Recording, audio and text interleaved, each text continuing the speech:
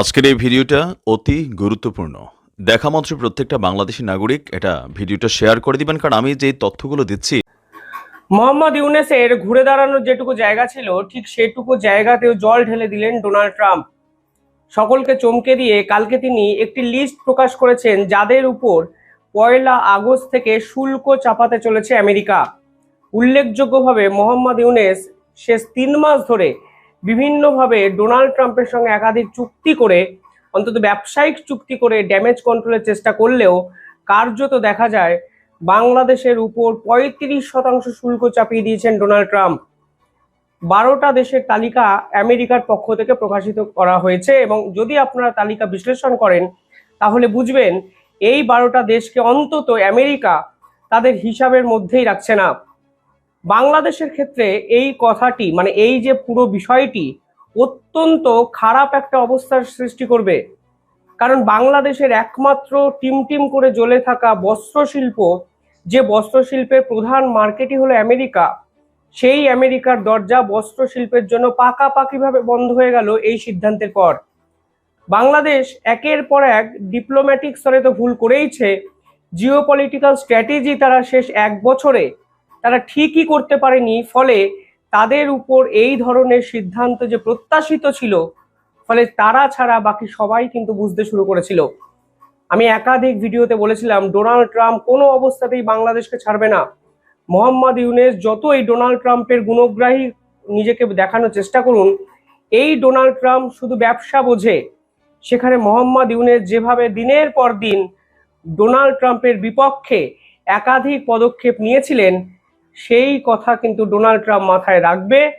এবং আজকে যে লিস্ট প্রকাশিত হয়েছে তাতে দেখা যাচ্ছে মোহাম্মদ ইউনূসকে ছাড় দেওয়ার কোনো জায়গাই নেই, উল্টে 35% হিউজ একটা ট্যারিফ লাগিয়ে দেওয়া হয়েছে বাংলাদেশের উপর।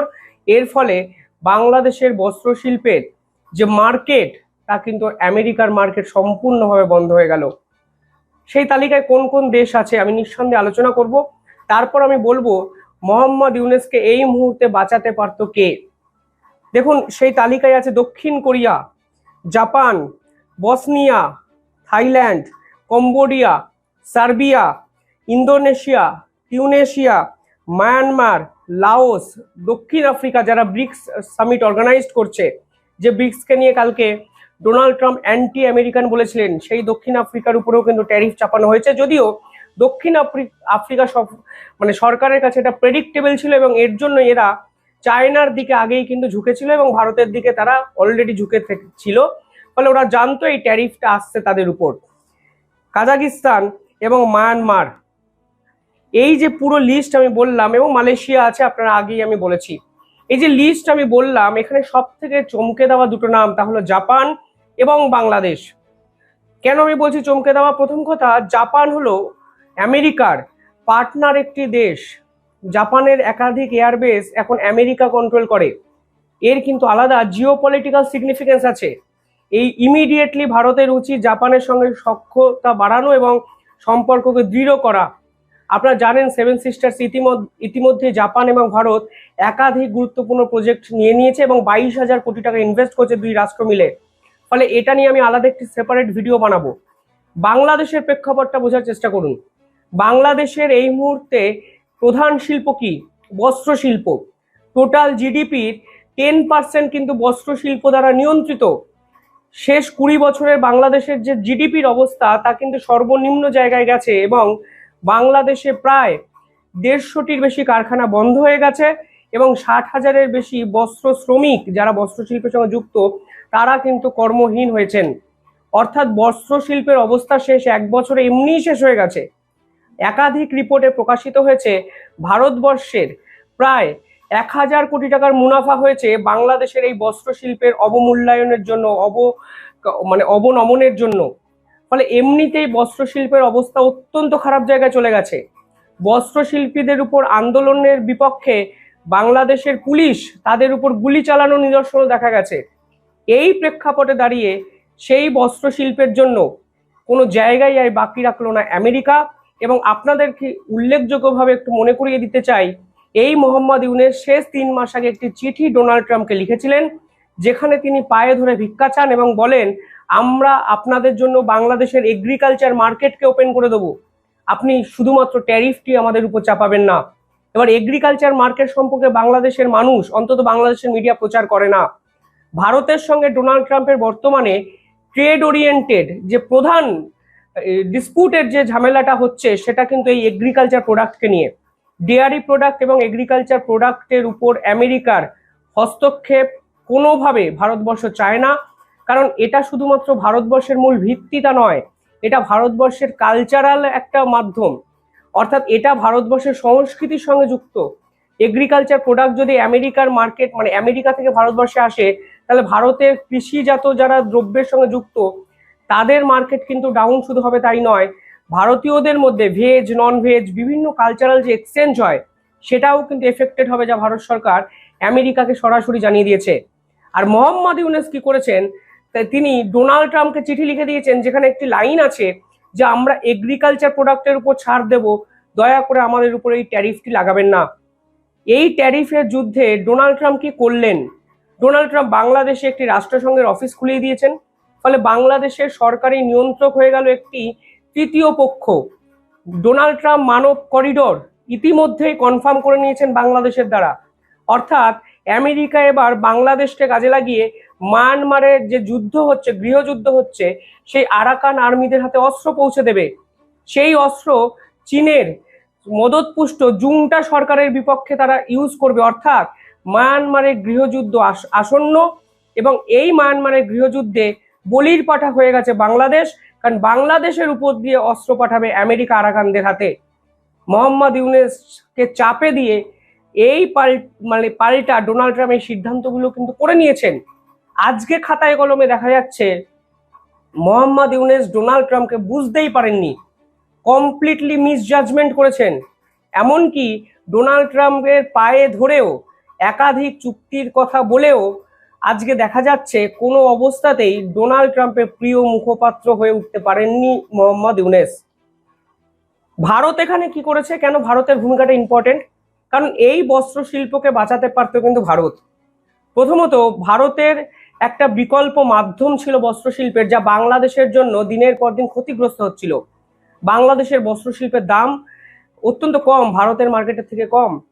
ভারতের মার্কেট কিন্তু বাংলাদেশের উপর এই ধরনের স্যাংশনের ফলে ভারতের মার্কেট কিন্তু এক লাফে অনেকটা উঠে গেল, এবং 1000 কোটি টাকার অর্ডার নয়, আমার দৃঢ় বিশ্বাস এই অর্ডার 5000 কোটিতে গিয়ে পৌঁছাবে এই ক্রিসমাস এবং নিউ ইয়ারে ফেস্টিভ্যাল সিজনে। ভারতবর্ষ বাংলাদেশে ট্রান্সশিপমেন্ট করিডোর বন্ধ করে দিয়েছে, ফলে অলরেডি ভারতবর্ষ কিন্তু বাংলাদেশকে শুয়ে দেওয়ার যেটা ছিল সেটা কিন্তু দিয়েইছে। এই ট্রান্সশিপমেন্ট ফেসিলিটি মানে ভারতবর্ষের একাধিক এয়ারপোর্টকে ব্যবহার করতে পারতো বাংলাদেশ, এবং সেই এয়ারপোর্টকে ব্যবহার করে ফ্রান্স, ইতালি, ইউরোপীয় ইউনিয়ন একাধিক দেশে কিন্তু বস্ত্র শিল্প ছড়িয়ে পড়তো, বাংলাদেশের বস্ত্র ছড়িয়ে পড়তো। সেই ট্রান্সশিপমেন্ট ফেসিলিটি বন্ধ, ফলে বাংলাদেশের বস্ত্র শিল্পের অবস্থা, ইম্পোর্ট এক্সপোর্টের এই যে ব্যবসা, তা কিন্তু ইতিমধ্যেই ঘায়েল করে দিয়েছে ভারতবর্ষের এই একটা পদক্ষেপ। পাশাপাশি ভারত যেটা করেছে, ল্যান্ড পোর্ট বন্ধ করে দিয়েছে, ফলে জলপথে আসাই হলো একমাত্র বাংলাদেশের কাছে প্রধান মাধ্যম, যা যদি বাংলাদেশের ব্যবসায়ীরা এফোর্ড করতে পারে তাহলে বাংলাদেশের বস্ত্রের দাম কিন্তু অনেকটা বেড়ে যাবে, অর্থাৎ প্রতিযোগিতায় কিন্তু বাংলাদেশের বস্ত্র ইতিমধ্যেই পিছিয়ে পড়লো। ফলে একটা ট্রান্সশিপমেন্ট ফেসিলিটি বন্ধ, 2 নম্বর বিভিন্ন ল্যান্ড পোর্ট বন্ধ করে দেওয়া হয়েছে বাংলাদেশের বিভিন্ন বস্ত্র শিল্পের জন্য, অর্থাৎ ল্যান্ড পোর্ট এবং ট্রান্সশিপমেন্ট ফেসিলিটি বন্ধ করে বাংলাদেশের বস্ত্র শিল্পের মেরুদণ্ডটা ভেঙে দিয়েছিল ভারত। আজকে ডোনাল্ড ট্রাম্পের এই 35% ট্যারিফ কফিনের শেষ পেরেকটি কিন্তু পুঁতে দিল। মোহাম্মদ ইউনূস করলেনটা কি শেষ 1 বছরে? আজকে যে ছাত্র নেতারা, সেদিনের এই জুলাই বিপ্লবের ছাত্র নেতারা আজকে দেখুন অসহায়, এদের সঙ্গে মানুষ নেই। কোনো এক ভিন্ন দেশে বসে কোনো এক ইউটিউবার বাংলাদেশের মানুষকে প্রতিনিয়ত উস্কে গেছেন, এবং এই উস্কানির জন্য 32 নম্বর ধানমন্ডির বঙ্গবন্ধুর বাড়িকে ভেঙে ফেলা হয়েছে। বঙ্গবন্ধুর একাধিক মূর্তিকে তারা দিনের পর দিন নষ্ট করেছেন। ভারতবর্ষের মতো একটি দেশ যারা প্রথম থেকে 1971 সালের মুক্তিযুদ্ধর সময় থেকে ভারতবর্ষের পাশে থেকেছে, মানে সেই ভারতবর্ষকে আজকে তারা প্রধান শত্রু বানিয়ে ফেলেছে শুধুমাত্র ফ্রান্সে বসে কোনো এক ইউটিউবার আমেরিকায় বসে কোনো এক ইউটিউবার দিনের পর দিন উস্কানিমূলক কথাবার্তা বলে এদেরকে ব্রেন ওয়াশ করে দিয়েছে। এই মোহাম্মদ ইউনূস যখন ডোনাল্ড ট্রাম্পকে 3 মাস আগে চিঠি লেখে এবং তার পরের দিনই কাকতালীয়ভাবে ডোনাল্ড ট্রাম্প 3 মাসের জন্য এই শুল্ক নীতিকে প্রত্যাহার করেন, তখন এই বাংলাদেশের মিডিয়া কি প্রচার করেছিল জানেন? বলা হয়েছিল মোহাম্মদ ইউনূসের চিঠির পরেই ডোনাল্ড ট্রাম্প সিদ্ধান্ত প্রত্যাহার করেছে। আসলে সেদিনও আমি বলেছিলাম মোহাম্মদ ইউনূসের এই চিঠি ডোনাল্ড ট্রাম্প পাত্তাই দেননি। ইন্টারনাল এত অসুবিধার মধ্যে ডোনাল্ড ট্রাম্প সেবার ফেসে গেছিলেন, এই জন্য সাময়িকভাবে সেই সিদ্ধান্তকে প্রত্যাহার করেছিলেন এবং 3 মাস সময় আমেরিকার ডিপ্লোম্যাটরাও নিয়েছিলেন এই ট্রেড চুক্তিগুলো কমপ্লিট করার জন্য। আর আজকে দেখুন, কোনো ট্রেড চুক্তি তো দূরের কথা, মোহাম্মদ ইউনূস ডোনাল্ড ট্রাম্পের পায়ে ঝাঁপ দিয়েও তাদের বস্ত্রশিল্প, তাদের ইকোনমি, তাদের ইনফ্রাস্ট্রাকচার কিছুই বাঁচাতে পারলেন না। কারণ এই 35% ট্যারিফ বাংলাদেশের পণ্যের উপর চাপিয়ে দেওয়া মানে আন্তর্জাতিক স্তরে বাংলাদেশের ব্যবসা বাণিজ্য সম্পূর্ণ শেষ, ইন্টারনাল জায়গায় বাংলাদেশের ট্রেড শেষ, বাংলাদেশের বস্ত্রশিল্প, বাংলাদেশের অর্থনীতি, বাংলাদেশের সামাজিক পরিকাঠামো, সংস্কার, আইন শৃঙ্খলা, আজকে 1 বছর পর বাকিটা কি রইল? আপনারা আওয়ামী লীগকে ব্যান করলেন, আওয়ামী লীগকে নিষিদ্ধ ঘোষণা করার পরও আপনাদের মিছিলে লোক নেই। আপনাদের ওই সকল ছাত্র নেতারা আজ কোথায়? কোথায় আজকে সাধারণ মানুষের দাবি দেওয়ার কথা তারা বলছেন? কোথায় মিটিং মিছিলে তারা লোক জড়ো করতে পারছেন? উল্টে গণপিটুনির শিকার হয়েছেন কতজন? আজকে আওয়ামী লীগকে নিষিদ্ধ করেই যদি আপনাদের এই অবস্থা হয়, যখন আওয়ামী লীগ আপনাদের সামাজিক স্তরে ফিরবে, তখন আপনাদের কি অবস্থা হবে? শুধুমাত্র বিদেশ থেকে বসে থাকা 2 ব্যক্তি আপনাদেরকে পরিচালনা করলো, ডিপ স্টেটের কোটি কোটি টাকা আপনাদেরকে নিয়ন্ত্রণ করলো, আর আপনারা আপনাদের দেশটাকে সম্পূর্ণভাবে বিক্রি করে দিলেন, বিকিয়ে দিলেন। তাহলে আজকে এই পরিস্থিতি কিন্তু, এই পরিস্থিতির জন্য কিন্তু আপনারাও দায়ী। এটা কিন্তু আপনাকে অ্যাকসেপ্ট করতে হবে। ডোনাল্ড ট্রাম্প আজকে যে সিদ্ধান্ত নিয়েছেন সেখানে একটি শর্ত তিনি জুড়ে দিয়েছেন। তিনি বলেছেন যদি যুক্তরাষ্ট্রে বিভিন্ন কোম্পানি বা ট্রেডিংগুলো তারা ফের চালু করেন, এই কোম্পানি যেগুলো ছিল চালু করেন, তাহলে তিনি ভেবে দেখবেন। আলটিমেটলি বাংলাদেশের বস্ত্র শ্রমিকরা আমেরিকায় গিয়ে তো আর কাপড় জামা বানাবে না। ফলে বৃহত্তর প্রেক্ষাপটে যদি আপনারা ভাবেন, এই চুক্তি মোহাম্মদ ইউনূসের কফিনের শেষ পেরেকটি পুঁতে দেওয়া ছাড়া আর কিচ্ছু নয়। 3 মাস আগে আমি বলেছিলাম, আজকে 8ই জুলাই 2025, আজকের দিনে দাঁড়িয়েও আমি কিন্তু বললাম এখান থেকে বাংলাদেশের ঘুরে দাঁড়ানো কার্যত অসম্ভব, অসম্ভব, অসম্ভব। যিনি বাঁচাতে পারতেন বা যে বাঁচাতে পারতেন সেই ভারত আজকে বাংলাদেশের পাশে নেই। ভারতের মার্কেটের অ্যাক্সেসটা যদি এই বাংলাদেশের জন্য থাকতো, বাংলাদেশের অর্থনীতিটা অন্তত এই জায়গায় গিয়ে ডুবতো না। কিভাবে দেখছেন আপনারা পুরো বিষয়টি কমেন্টে জানাবেন।